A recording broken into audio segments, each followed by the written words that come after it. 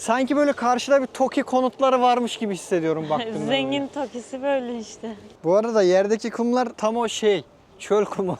Metroda da şöyle bir durum var. Bileti aldığımız anda sınırsız binebiliyoruz. Sen niye ödemedin der gibi baktım.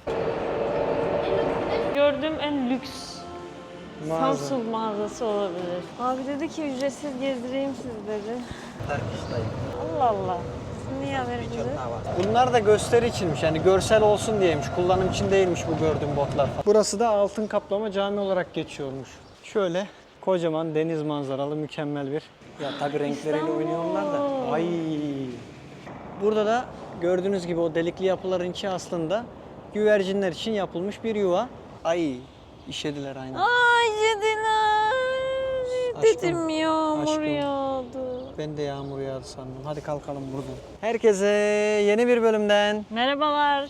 Bugün sizlerle birlikte 24. ülkemiz olan Katar'a geldik. Dedik ki bize bir şeyler katar belki. Şu Umarım an buradayız. size de bir şeyler Katar bölümün sonuna doğru.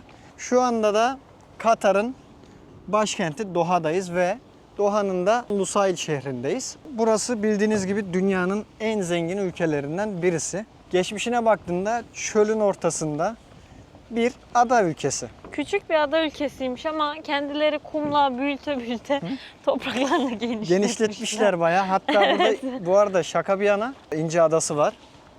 O adayı falan mesela 13 milyar dolar harcayarak kendi topraklarını genişletip oraya da böyle yapay bir alan falan yapmışlar. Sanırım bir de kişisel adalar da satılıyor böyle. Öyle yani yavaş yavaş sizlerle bu bölümde Katar'ı keşfedeceğiz ve Umarız bu video size de bir şeyler katar. bunu ben söyledim biraz önce, sen kaçırdın orayı. Duymadım Kaçırdın. ya. Olsun tamam. Yani bitirene kadar bu espri devam edecek. Vesileciğim biliyorsunuz zaten seviyor böyle şeyleri. Bu bölümde de bol bol bize bir şeyler katacak böyle esprisel manada. Evet. Yaratıcılıklarını bekliyoruz. Bakalım nerelerde Tamam. katacağım bize bu esprileri. Burada görmek istediğimiz nokta olan Katara Towers diye geçiyor. Bana bu bina şeyi anımsattı. Çukurambar'da bir tane bina var Ankara'da. Aynı bu şekilde yeni yapıldı, hatta YDA Center'dı sanırım ismi. Ben bilmiyorum. Bana onu anımsattı. Onun biraz daha ortasını boşaltmışlar o hali gibi. Burada ikonik bir yapı haline gelmiş ve herkes buraya gelip özellikle gün batımında falan Bu arada fotoğraf gün çekiniyor. batımındaki fotoğraflar efsane gözüküyor. Bizim şansımız, Bizim maalesef vaktimiz kısıtlı hava olduğu kapalı şu anda. Etraf çok düzenli gözükmüyor mu şu an şöyle baktığında? Binalar hep aynı tarzda, aynı mimaride yapılmış böyle. Çok güzel. Sanki böyle karşıda bir TOKİ konutları varmış gibi hissediyorum için. baktığımda. Zengin Tokisi böyle işte. Arkasında... Altımız su. Allah Allah. Çok garip gözüküyor. Bir şeye düşürmediği sürece sıkıntı Aşkım yok. evet. Bu Katara Towers'ta da gördüğünüz gibi gri iki tane sivri şey var yanlarda. Kılıcın ucuna benzer. Aslında onun da benzetilmek istenen şey kılıçmış. Tamam. Bu onlar ortada birleşiyor. Klasik o hani şey var ya, hilal şeklinde Evet. kılıçlar var. Ona benziyor. Katar'ın ulusal sembolü olan çapraz kılıç sembolünden esinlenerekten bu yapıyı yapmışlar. Burası otelde mi aynı zamanda? Hem oteli var hem de böyle rooftoplar falan var. Orada barlar, restoranlar falan. Bar var mı yok mu bilmiyorum. Barlar diyorum da. Bu arada barlar var ama mesela dışarıda alkol içmek yasak ama sadece barlarda içilebiliyor. Dubai'de öyleydi. Burada da öyledir Burada da muhtemelen. öyleymiş aynen. Barda içebiliyorsun ama markette falan gittiğinde satılmıyordur diye tahmin ediyoruz. Markete de gidersek Bence de. inceleriz onu. Şimdi eğlence zamanı. Evet, Ali ile ağırlığımız anca eşitlenir diye ben çantayla. Çıkarayım, takayım mı takmayayım mı çantamı? Sen böyle bir yap, anca eşitleneceğiz zaten. Bu arada yerdeki kumlar tam o çöl kumu. Aa, hala ağır basıyorum. Demek ki doğru. Hadi eşitleyelim, eşitleyebileceğiz mi? Eski teraziler olurdu ya böyle kendini ortaya doğru itince. Tamam, sen arkaya aynen. git. Arkadayım ben biraz. Çok ağır bastım şöyle. Evet. Ayağın Vallahi öyle. eşitlendi. 2 hours later. Kalkarsan aşkım ya. Hadi. Şu alet ne? Anam ayağımın içi kum doldu hemen ya. Benim de oldu. Çok uğraştım ama. Son kalkarken hoşaf oldu. Bu ne? Zıplıyor mu onda? Ne saçma şey. Normalde bu trambolin gibi mi yapılmış acaba? Aa bak. Şurada altında yaylar var da hiçbir şeye yaramıyor bu yaylar. O ne? O da küçük tahterevalli şey mi? Hadi gidelim. Ne bu, tahterevalliydi değil mi bu? He. Ben bir ayağımdaki kumu çırpayım. Yürüyüş yolunda bile her yere böyle İçeriye mescit, bakmak ibadethane istiyorum. yapmışlar. Bu şekilde her yere de klima var. Zaten burada klimasız duramazsın. Çünkü hava çok sıcak. Yazın en sıcak dönemi. Böyle hava kaça kadar çıkıyordu? 50. O yüzden yani çok fazla klima kullanıyorlar. Hatta bir videoda izlemiştik. Açık alan bir yerde de klimalar falan yapmışlar. Normal böyle delik koymuşlar, oradan hava püskürtüyor sokağa. Bu bölge bitti. Durum bu şekilde dostlar. Metroya gideceğiz. Metroya gittiğimizde de size nasıl bindiğimizi, biletlerin fiyatlarını da gösteririz. Metromuza geldik. Hoş Buradan geldiniz. aşağı inip metroya bineceğiz. Metroda da şöyle bir durum var. Katar'ın o yönüne çok hoşuma gitti. Burada günlük ve haftalık şeklinde bilet alıyorsunuz. Bileti aldığımız anda sınırsız binebiliyoruz gün içerisinde. Ama hangisini seçersek bu arada değil mi? Ya şöyle iki seçenek var. Bir günlük seçeneği var, bir de haftalık seçeneği var. Biz buraya bir günlük geldik. O yüzden günlük aldık. Günlükte 6 Katar riyali miydi bunun? Şöyle şuradan göstereyim biletin nasıl alındığını. Buradan tıklıyorsunuz. Gördüğünüz gibi normal kart alıp para yükletebiliyorsun. Günlük bilet var, haftalık bilet var. Günlük bilet 6 Katar riyali. Haftalık aldığında da 40'mış. Yani çok da bir esprisi yok ya. 2 riyal Çok saçma. oluyor.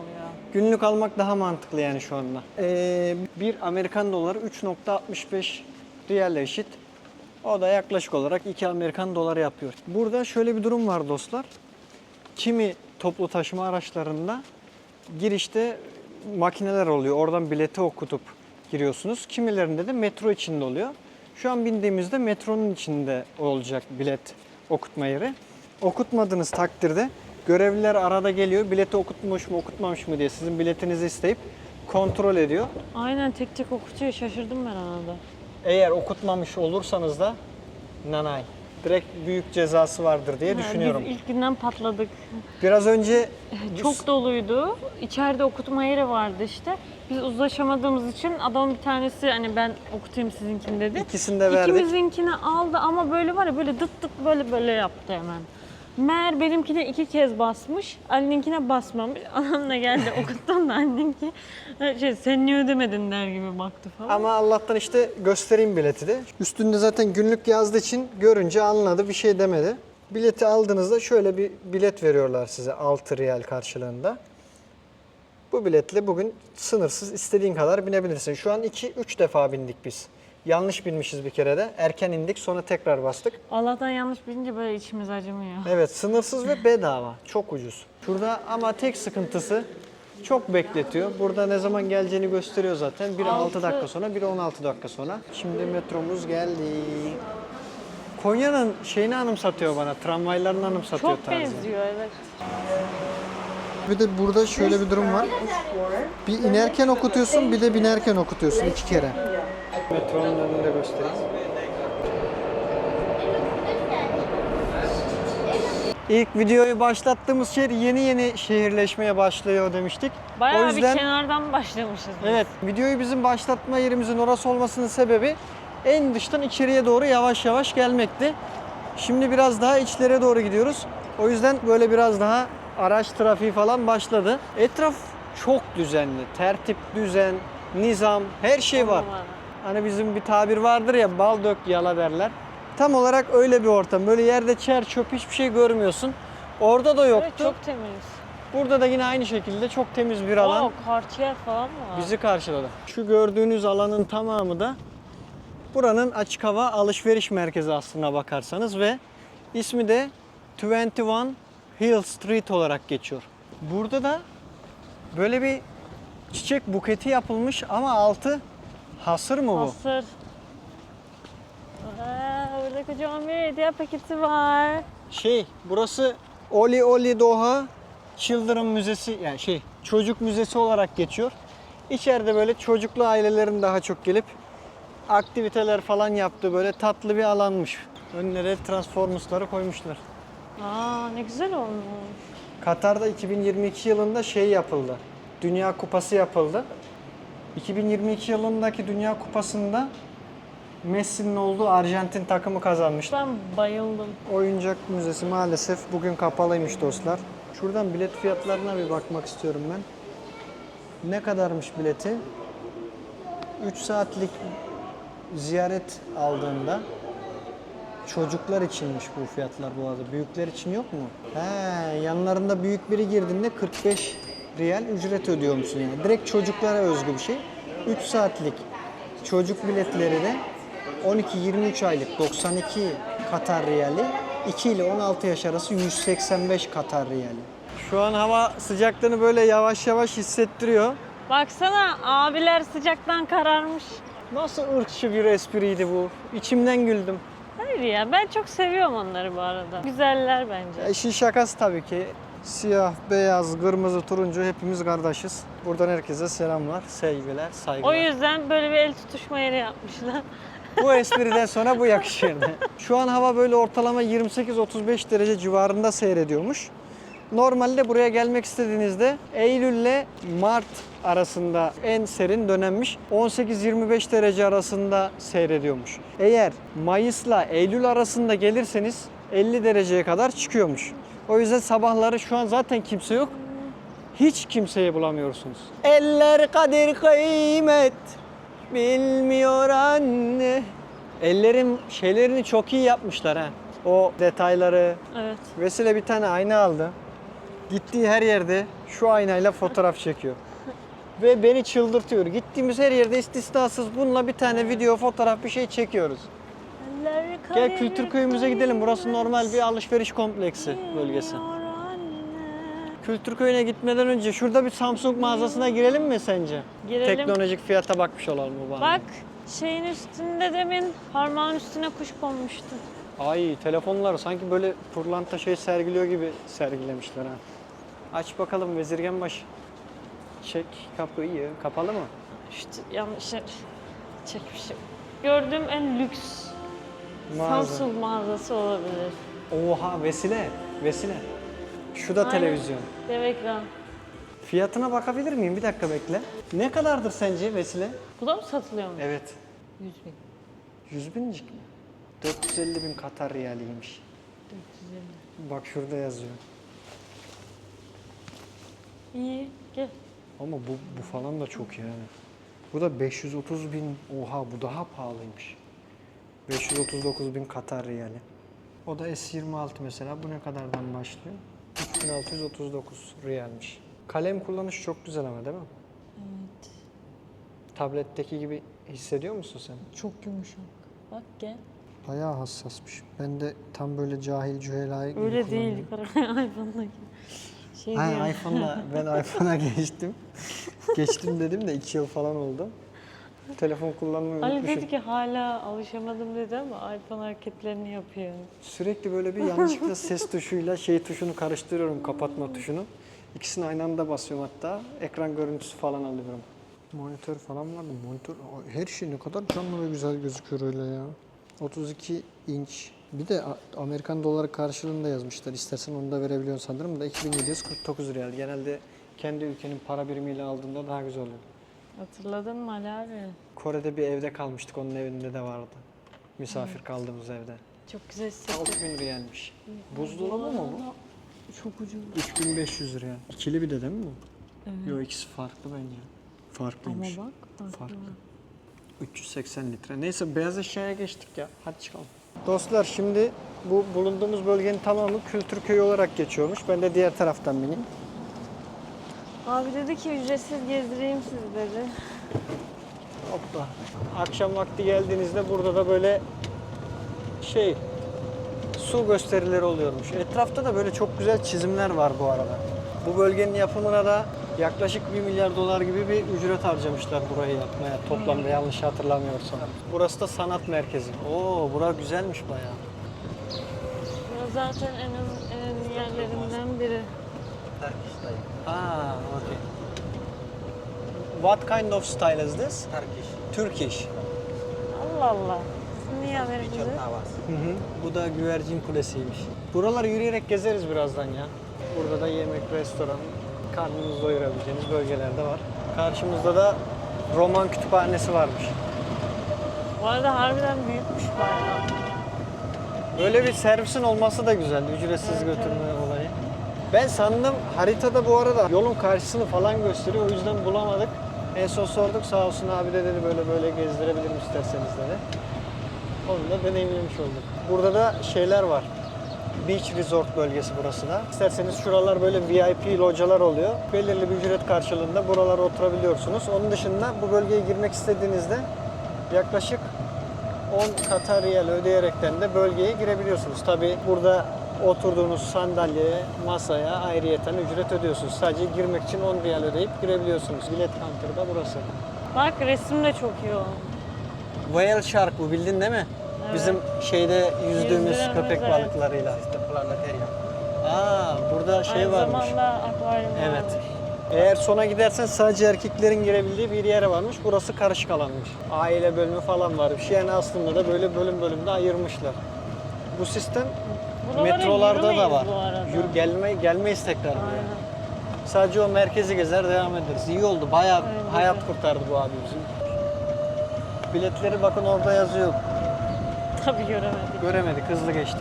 This is just like tour boat or normal boat? Only for show. Okay, I got it. Bunlar da gösteri içinmiş. Yani görsel olsun diyeymiş. Kullanım için değilmiş bu gördüğüm botlar falan da. Ha. Burası ya zaten isminden de anlayacağınız üzere kültür, sanat ve gelenek üzerine kurulmuş bir alan. Katar devleti aslında hani geçmişi yad etmek için alan inşa etmiş. Thank you so much. Thank you. Tam böyle merkezinde de indirdi abi sağ olsun bizi. Aynen. Tiyatroya girelim mi İlk girmeyelim önce mi? camimize bir uğrayalım. Burası Katara Cami olarak geçiyor. Çok şatafatlı gözükmüyor mu? Çok güzel gözüküyor bu arada. Ben bayıldım. Burası da altın kaplama cami olarak geçiyormuş. Şurada da tüm ülkelerde sizi nasıl karşılıyoruz diye bir yer koymuşlar. Bak burada şey var, Türkçe var, selam koymuş. İngilizce konuşanlar için direkt tek de toplu koymuş, bayrakları da birleştirmişler. Arap ülkelerin hepsinde Esselamu Aleyküm diye koymuş. Türkiye'yi de buna katabilir miydi bilmiyorum da katmamışlar, ayrı koymuşlar. Japonya, Konnichiwa. Gürcistan'da neydi? Madloba teşekkür ederim demekti. Xin chao. Bu da Vietnam. Gezdiğim ülkeleri gördükçe tatmin oluyorum böyle ya. Bayağı güzel değil mi? Çok iyi. İçeriye bir girelim bakalım nasıl bir camiymiş. Mütevazi bir cami aslında içten baktığında. Dışı her ne kadar şatafatlı olsa da. Mermer mi? Demiri kesmişler ya da alüminyumu. Ahşabın üstünü kaplamışlar o şekilde. Amfiteyatromuza da geldik. Burası da çok devasa ya. Ne yapmak istersin? Hadi bir tiyatro yap da görelim. 5000 kişinin kapasiteli kocaman bir amfiteyatro. Güzel yanı şu, şöyle kocaman deniz manzaralı mükemmel bir arka teması olması. Denizin rengi o kadar güzel, böyle mükemmel bir renge sahip. Ya biz kısa bir günlük tura geldiğimiz için denize giremiyorum ama burada bir denize girmek isterdim açıkçası. Şimdi sanat merkezi alanına geldik. Burada yanlarda da sürekli bir su akışı var. Evet, bunun sebebini merak ettim ben. Sorarız bir. Duvarlar acaba kurumasın diye mi? Nemli tutsun diye Ben hiç falan onunla mı? alakalı olduğunu düşünmüyorum. Fotoğraf müzesiymiş burası. Hello. May I ask something? We noticed there is water near to walls. What is the reason? Okay, thanks so Okay, much. thank you. İçerisi böyle taze boya kokuyor. Çok güzel fotoğraflar var Çok ya. güzel Şu güzelmiş, olmuş bayağı vallahi. başarılı. Ama motif fotoğraflarda hep böyle bir dini vurgulayarak fotoğraflar koymuşlar. Çok yapay durmuyor mu fotoğrafların bazıları? Ya çoğu şey işte. Yapay Bunlar zeka. oynanmış. Ya tabii renkleriyle İstanbul. oynuyorlar da. Ay. Bu arada çok güzel duruyor. Çeken sanatçının da QR'ını buraya koymuşlar. İsterseniz gidip sanatçıyı da inceleyebiliyorsunuz bu Bir şekilde. tane daha var. Bu köşe full İstanbul köşesi herhalde ya. Bilmiyorum Oy, nasıl şu bir da kalitede çok iyi. bastılar ama aşırı canlı gözüküyor resimlerde. Şu da çok iyi. Basım kaliteleri mükemmel. Işık var çünkü arkasında ışıklandırma Burası var. Katar'da burası da ama buraya gitmeyeceğiz biz %90. Bu arada ışık yansıyor ya bak. Özel olarak Hmm. ışıklar yansıtıyorlar o yüzden. Onun da ister istemez canlılık katıyor. Resimlerin yani fotoğrafların daha doğrusu hepsi çok güzel. Hurma atıyorlar, bakar mısın? Hurma yiyelim ya. Buranın hurmaları çok iyiymiş. Şurada da Altın Cami'de koşturuyor çocuklar. Vesile bana şöyle bir elbise giydirmek için can atıyor da. Bakalım Katar'dan çıkmadan giyecek miyim, giymeyecek miyim? Ama işte önemli olan onunla fotoğraf çekilebilmek. Şu an bizim maalesef çantalarımızı koyacağımız bir yer yoktu. Vesile şey dedi, çantaları koyarsak sen lütfen al falan dedi. Havalimanına da sorduk çantayı koyabileceğimiz bir yer var mı diye. Abla üstümüze Evet kilitliyordu de. ya. Ama maalesef burada öyle bir emanet bırakabileceğiniz bölge yokmuş. Burası da sanat merkezi. Fotoğraflar daha mı güzeldi? Şu atları görünce aklıma senin at yarışmasına katıldıydın ya, at çizdiydin bir tane, o geliyor. Bunlar çizim tabii. Vesileciğim de ressam. Yeni gelen arkadaşlar için. İsterseniz sizin dijital resimlerinizi çizebiliyor dostlar. Arada böyle. Normalde Onu da- diğer eserlerden de yaparım ama Maalesef Yani şu an burada şartlar yanımızda, sadece evet. dijitali gösteriyor. Onu da şey yapabiliyorsunuz. Dijital olarak size baskıyı gönderip çıktısını alabiliyorsunuz. Fotoğraf gibi çok güzel görseller yapıyor karıcığım. Övmek gibi olmasın maşallah maşallah. teşekkür ediyorum. Şunlar bunları Kur'an'daki şey şeyler olabilir. değil mi bunlar? Evet. O yanlarda oluyordu ya. İsmini bilmiyorum onların. Bunlara geldiğinde hatta namaz falan kılman gerekiyor muhabbeti vardı bu ayetler okuduğunda. He. Bildin değil mi onu? Secde ayeti falan. Genellikle duraklarda bu oluyor. He, duraklarda da var evet. Benim aklıma o değil. O diğer benim o secde muhabbeti geldi.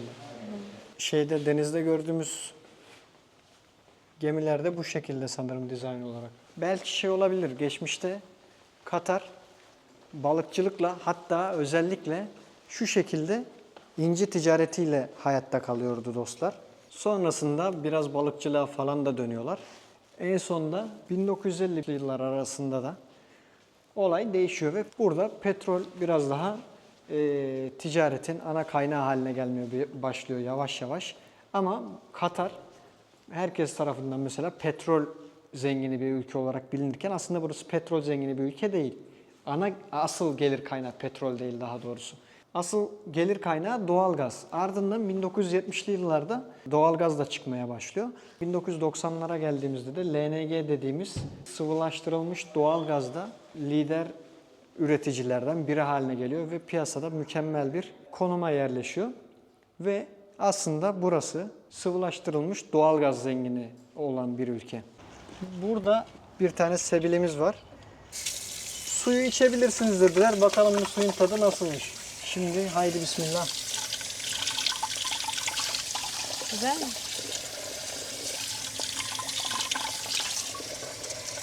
Bence kötü. Kendimi su gurmesi gibi hissettim. Suda kötü bir tat yok. Tadına bakar mısın? Vesile suda çok seçici bu arada normalde. Bakalım beğenecek mi? Suyun güzel Anam, suya olmadı giriyordum az kalsın. Ben her türlü içiyorum da Vesile bazen suyun koktuğunu falan iddia ediyor. Ama bu su bence gayet güzel. Kokuyor mu? Yani ama böyle tatlımsı bir su değil. Değil ama yani öyle bir suda da bir koku yok. Ve tekrardan camiye geldik, Mavi Camiye.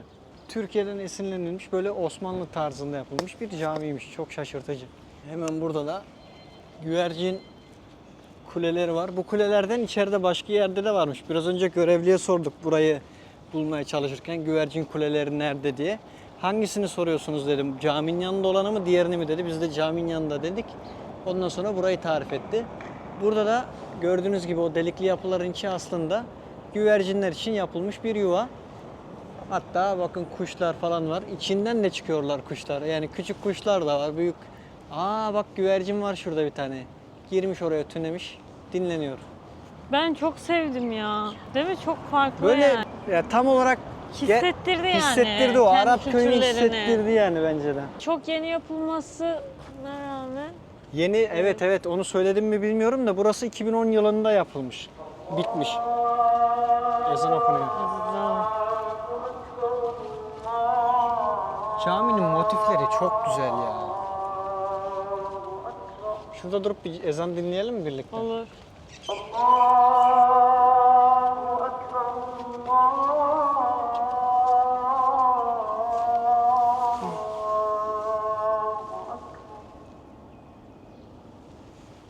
أشهد أن لا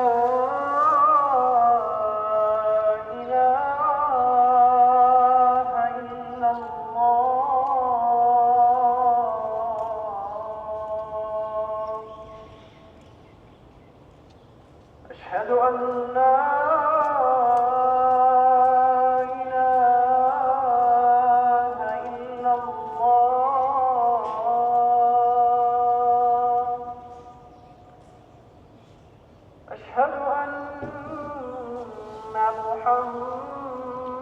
رسول الله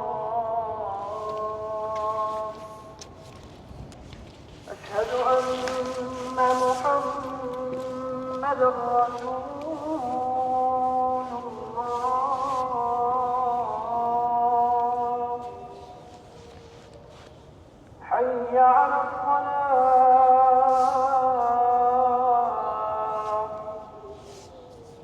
حي على الصلاة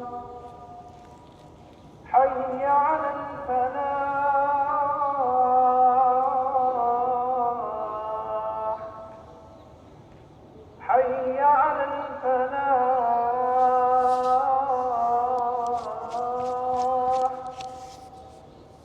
الله أكبر الله أكبر لا إله إلا الله.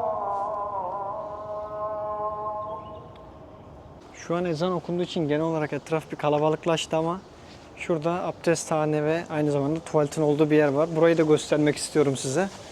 Böyle zaten gördüğünüz gibi sürekli bir çalışan var ve düzenli olarak her yeri temizliyorlar. Tuvaletleri falan da göstereyim hazır gelmişken. Alaturka, Allah'ım şükürler olsun Alaturka var. Şurada klozetimiz de var. Klozetlerin yanında da burada da yine taharet musluğu var. Onun dışında genel olarak böyle fayanslı etraf falan kalitesi de çok iyi var. Şu şekilde de burada da abdesthane var. Ben şu kültürü anlamıyorum bak. Kimileri ayakkabılarını burada çıkarmış. Kimileri de ta buraya kadar gelip çıkarıyor. Yani bu da aslında bir tık Türkiye'de bu konuda biraz daha ben biraz hassasım galiba titiz olduğumdan. Dikkat ediyorum da. Türkiye'de bu daha böyle derli toplu ve düzgün oluyor. O yönden de iyi oluyor. Şöyle sessizce içeriye bir girelim.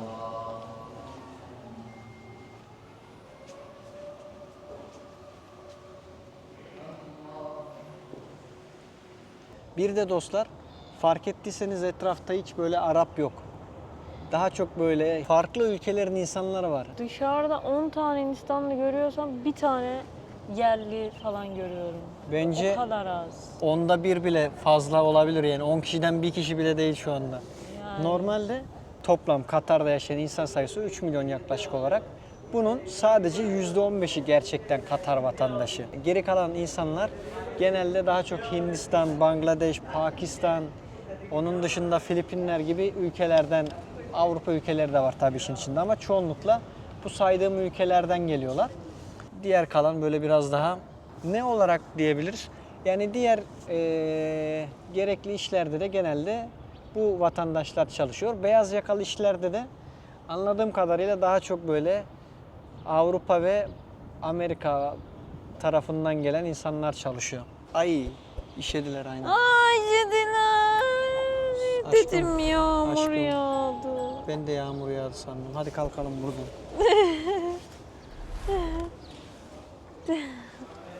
Senin nerene sıçtı? Çok mu sıçtı? Anlamadım ki. Su gibi geldi ya. İşemiştir belki. Durum bu şekilde. Şimdilik böyle bir tatlı bir ilk bölüm oldu. Biz gezmeye devam edeceğiz ama bölümü çok da uzatmayalım. Böyle ufak ufak çerez modunda bölüm yapalım diye. Bölümümüzü burada Türkiye'den esinlenilerek yapılmış camimizin yanında bitirelim. Ne dersin? Evet. Bu bölümümüzün burada sonuna geldik. Gelecek bölümde Görüşürüz.